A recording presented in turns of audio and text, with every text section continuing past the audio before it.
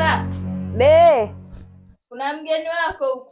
Mgeni wa nini jua kali hili? Ushamaliza na wewe hizo kazi? Nishamaliza hapa. Nataka nitoe nguo fue. Uko wapi mgeni? Mgeni ndio huyo.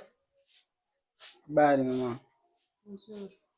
Mami ilikuwa naomba chumba, kama nitapata chumba nahitaji kukodisha na mamisha. Chumba kipo, umepata. Ila masharti utayaweza. Maana kama unavyomuona mwenzio yule pale yuko kwenye masharti. Afanye usafi, amalize ndo akafanya usafi wake, anifanyie usafi. Sasa kama wewe vile ni mwanamume, masharti yako si makubwa sana. Itabidi unihudumie mimi mpaka niridhike. Nikiridhika ukiwa umenihudumia vizuri, hata una uwezo kukaa bure hapa. Yaani sijakuelewa, yani sijajua umemaanisha nini, kukuhudumia wewe kivipi yani? Mbona wajifanya kama mtoto mdogo? Ina maana hujui kuhudumia mtu, yani unihudumie mimi. Unihudumie mimi mwenyewe yani.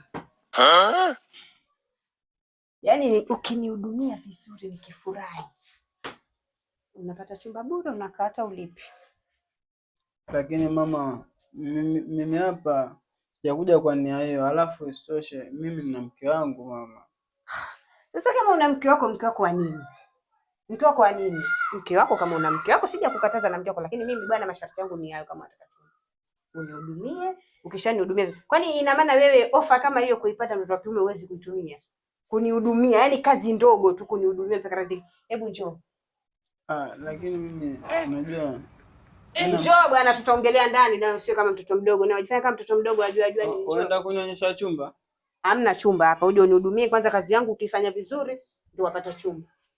Nataka muniombee. Njoo nawe, acha kuwa hivyo kama mtoto mdogo. Mwanamume mzima unakuwa muoga hivi.